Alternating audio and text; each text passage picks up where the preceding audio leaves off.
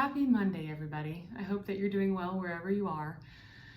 I spent the last few days taking a break from social media simply because I have felt quite mentally and emotionally exhausted. And I think it's important that for someone who, like myself, is a health professional and an educator and talks about living balanced, to be frank and remind everybody that just because I teach it doesn't mean that I'm perfectly balanced at all times, and that it's okay if you're not some days. Sometimes you need time to exist, not to interact with people, to focus on yourself, to cry, to laugh, to be in nature, to do nothing, whatever it might be.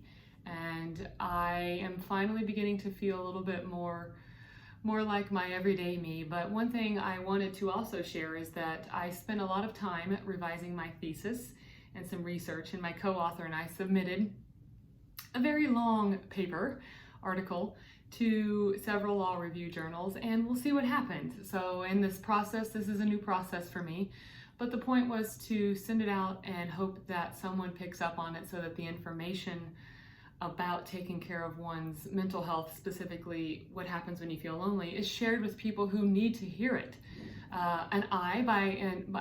By the way, I feel lonely sometimes too, and it's okay. Loneliness is a very complex emotion. There's many things that factor into it, but it is something that can be mitigated. It is actually something to create awareness in us to listen to what we need to do, which is generally to talk to someone, to connect with ourselves, doing something we love. We are often very quick to judge other people, to tell someone else what they're not doing right, what they should be doing, or to just continue in our routines and not stop to say, what have I not given myself that I need? Am I happy? Am I joyful? Is this relationship a good thing? What do I want in a relationship? Let's say you're not in a relationship, but you really have to focus first on yourself and who you are, what makes you tick, and sometimes that means you have to go outside of yourself.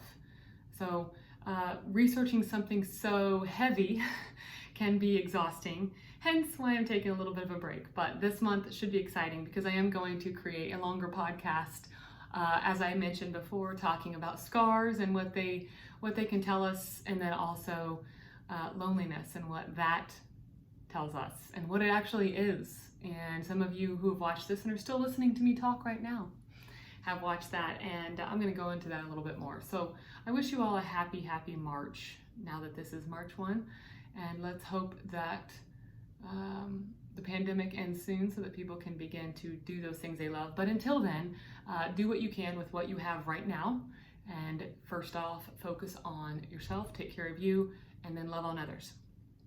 We'll talk to you soon.